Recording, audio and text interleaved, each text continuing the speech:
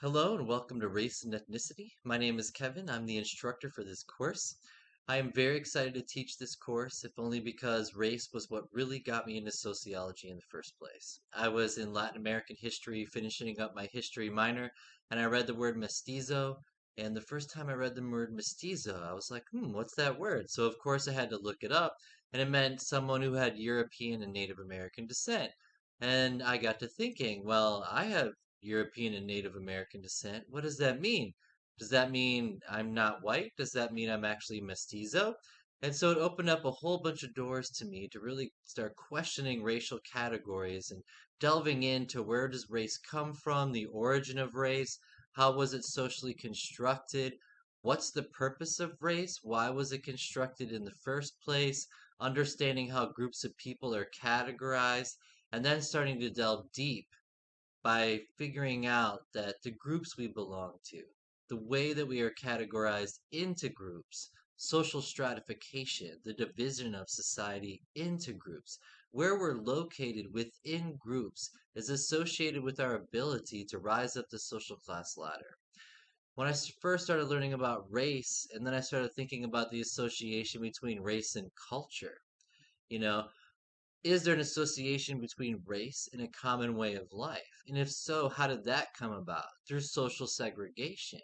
Okay, so why were races segregated into different cultures? And then why were races segregated into different social classes? What was the purpose of race in the first place?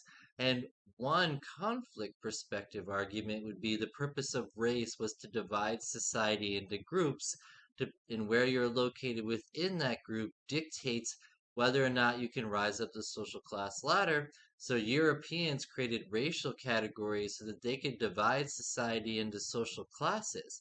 And because society became divided into social classes, where minorities were stuck in the lower classes and European descendants in the United States were in the upper classes, then our cultures became divided based upon social class lines. And so, I was probably first year of grad school before I started, thinking about the association between race and culture and social class. But again, it all started with the word mestizo, and then me starting to question racial categories, and then asking big questions like, when did it become race slash ethnicity? Aren't race and ethnicity completely different things? Isn't ethnicity more about culture and country of origin, and race is supposed to be about biology, right? But then when you really start looking up the definitions of what makes you racial, it's not really biological. It's really about the country of origin. So it's really all about ethnicity and not really about race anyhow.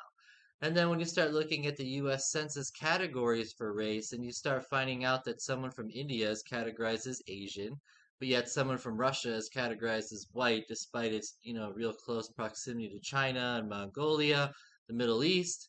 Someone from North African is categorized as white, same with the Middle East. So that means anyone who identifies as Arab gets to identify as white.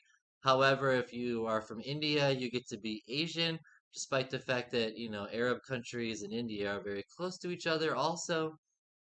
So when you start delving into what is race? What's the purpose of race? Where does it come from? Is there a biological basis? How does race influence the psychology of your brain, the way you think, the way you act, the way you behave? How is race associated with social structures in society that either enable you or block you?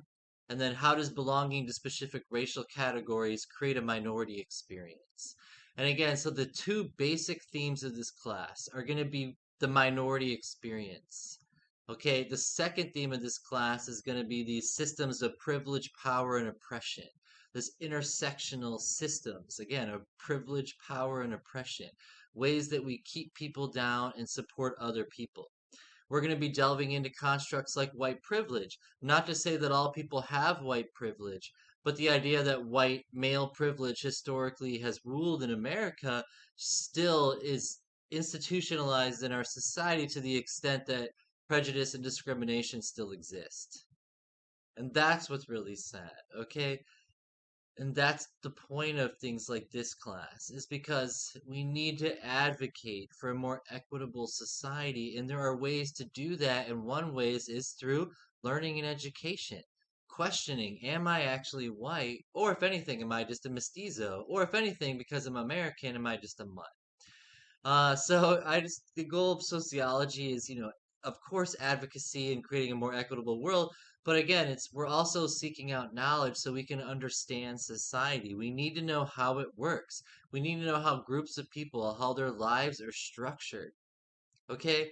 And so a lot of this class is not always pretty. When you start studying the experiences of minorities, it's not always pretty. And then when you start looking at attitudes regarding prejudicial attitudes and discrimination toward other people, it's not always pretty. But on the bright side is, we can create, socially construct a better society, a better reality for everybody by having the tough conversation.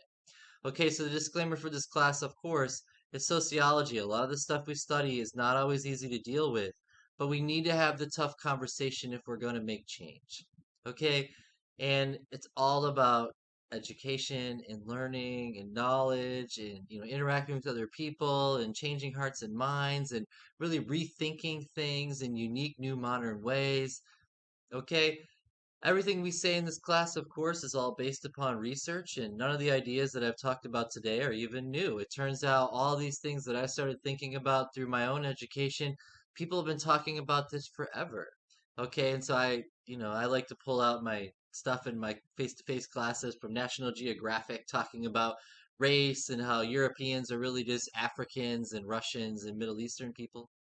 So, you know, I just want you guys to be thinking about all these topics, and that's the point of this class, because we're going to cover prejudice and discrimination, and white privilege, and systems of privilege, power, and oppression, and the ways that people have been kept down for a long time. But that's really sad because, by restricting minorities, women included, we've kept half the planet, women, down, and then other minorities, such as African Americans, and Asians, and Native Americans, and Arab Americans.